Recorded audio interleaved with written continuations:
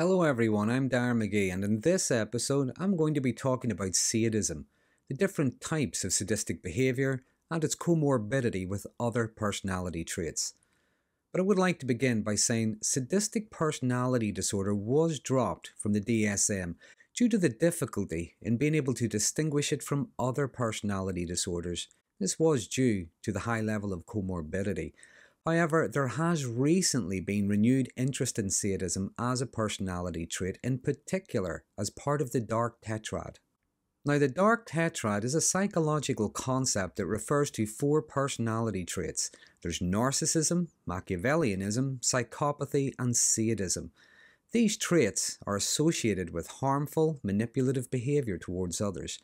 But to break them down briefly, with narcissism, what we often see is grandiosity, a sense of superiority and entitlement. There's a need for admiration and constantly seeking attention and validation from others.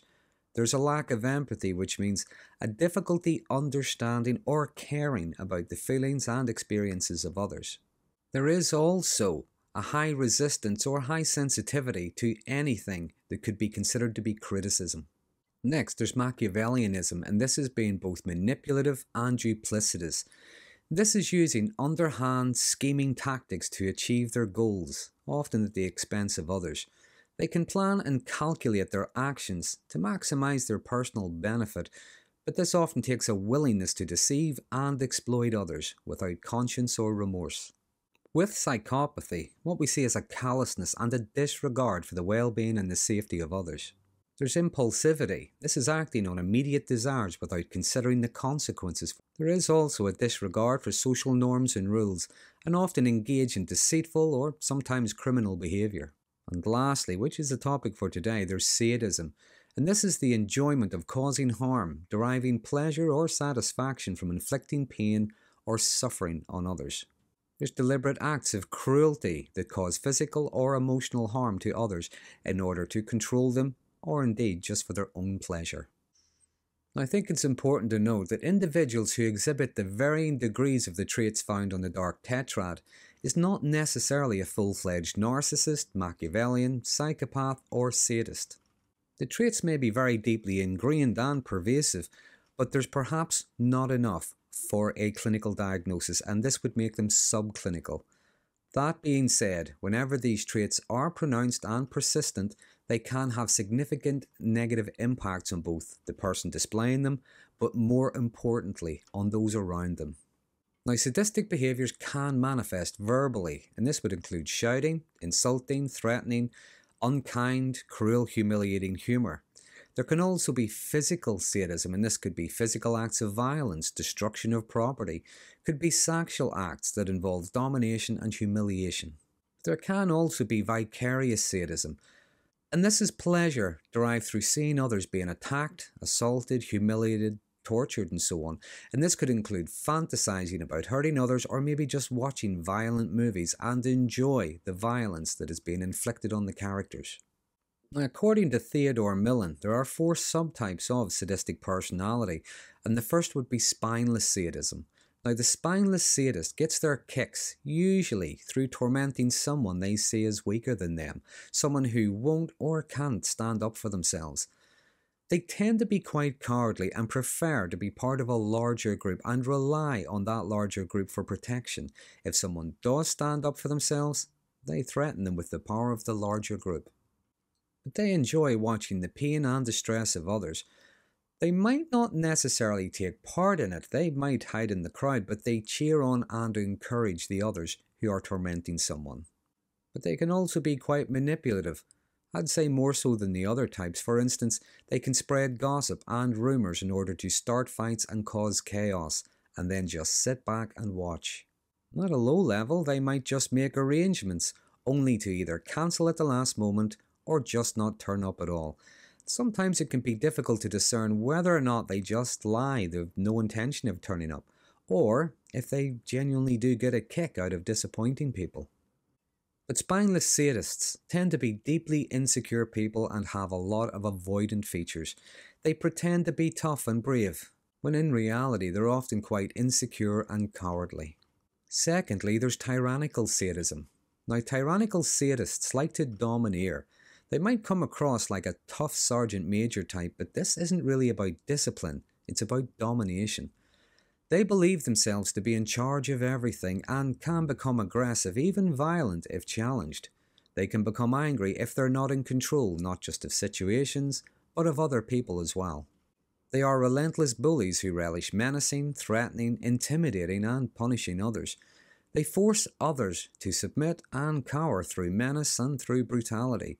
They tend to be very negative and scathing. They scorn and insult anything that doesn't meet their standards or expectations, and can act in ways that are both inhumane and unmerciful. To tyrannical sadists, those they consider beneath them will never be good enough, and they deserve the treatment they get. Those they consider in error can never be punished hard enough. They can be merciless and unforgiving, pay no attention to apologies, and can be unmoved by pleas. Next, there's explosive sadism, and this could be characterized by volatile and unpredictable outbursts of uncontrollable fury and rage that can be both physical and verbal attacks of aggression. Quite often what we see is a hypersensitivity to perceived betrayal, not necessarily just accusing partners of cheating without any evidence, but even just things like, you weren't thinking of me when you bought that, or you did something without asking my permission. And even if someone were to perhaps just tell a joke or tell a story that they don't find that flattering, they could go into a rage. Now, explosive sadists might not necessarily lash out immediately. For instance, if something bothered them, angered them, and that happened in public, well, they might not necessarily do or say anything while others are present. They just let it simmer. But when they get their victim alone, they punish them with a vengeance. They've had time to brood over this. So with explosive sadism, we might still see a level of impulse control. In some cases, it can actually be quite calculated, switching the aggression on and off whenever they need to, and this keeps others in a constant state of fear, terror, and uncertainty. Lastly, there's enforcing sadism, and this is characterized by hostility, vitriol, aggression, and bullying, but it's all for the greater good, it's all in the public interest. Enforcing sadists behave as if they're morally superior despots, and they actively seek out those they see as rule breakers, wrongdoers, non-believers, or whatever, and they can be merciless in their vitriol. They love giving orders, making unreasonable demands, and are never pleased. They judge harshly, they insult, bully, and threaten, believing themselves to be virtuous. Some might even believe it is their mission in life to seek out and punish those they see as bad. They believe their self-imposed moral superiority gives them the right to control and punish others. The vitriol and cruelty is often way out of proportion to the perceived wrongs. But to the enforcing sadist, their victims deserve no pity and are beyond redemption. So how does sadism manifest when co-occurring with the other traits associated with the Dark Tetrad? Well, in a relationship, it's like the partner is never good enough. They keep their partner in a constant state of insecurity. There could be constant criticisms over their appearance, their integrity, their intelligence, or their abilities.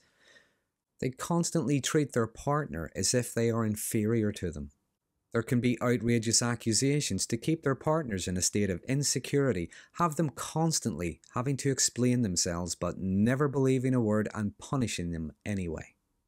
Secondly, there is enjoying the pain and misery of people they consider to be beneath them, their enemies, or their opponents.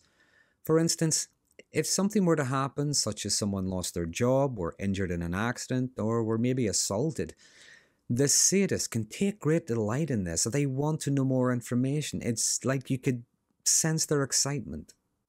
But as much as they can treat those closest to them with contempt, they can still be very possessive and controlling.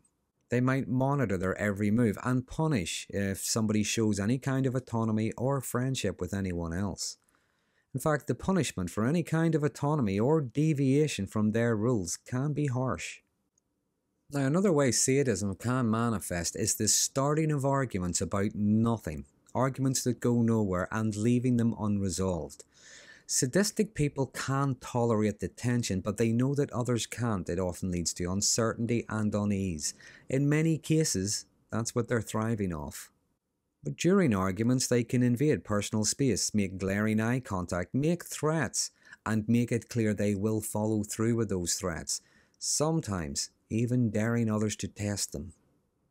Lastly, many people who have been in abusive relationships say that it was whenever the relationship was ending or ended that the abuse increased. Just like many people who have left cults have said that the cult came after them mercilessly. Because dark personality types tend to be very destructive by nature. They destroy people, institutions, communities, families, and they tend to do it from the inside. But if they can't, or if they can no longer do it, they try to destroy from the outside, and they can be relentless in their need to punish. Quite commonly, they will target and try to destroy someone's character, reputation, credibility, social support networks, even livelihoods, in their war of attrition. And this could include spreading false or exaggerated rumours about their target's reputation, about their personal life, their conduct, or character flaws. They might try to sabotage their target's relationships, their career opportunities, or any kind of personal endeavour. Again, spreading false information to maybe employers or colleagues, sabotaging projects or initiatives. Even just manipulating situations that make their target look as if they're incompetent or untrustworthy. And in today's digital age, sadistic people can use online platforms to harass their target, and they can do it anonymously under false identities. Now, this can involve sending abusive messages, spreading defamatory content, creating fake profiles to impersonate their victim, even actively encouraging others to join in the harassment. So that's just a brief outline of the sadistic element of the Dark Tetrad. There is a lot more I could have added, maybe gone a bit more in depth. Who knows, maybe I'll do that in a future podcast. But if you find this to be interesting, please consider subscribing, and until next time, thanks for listening.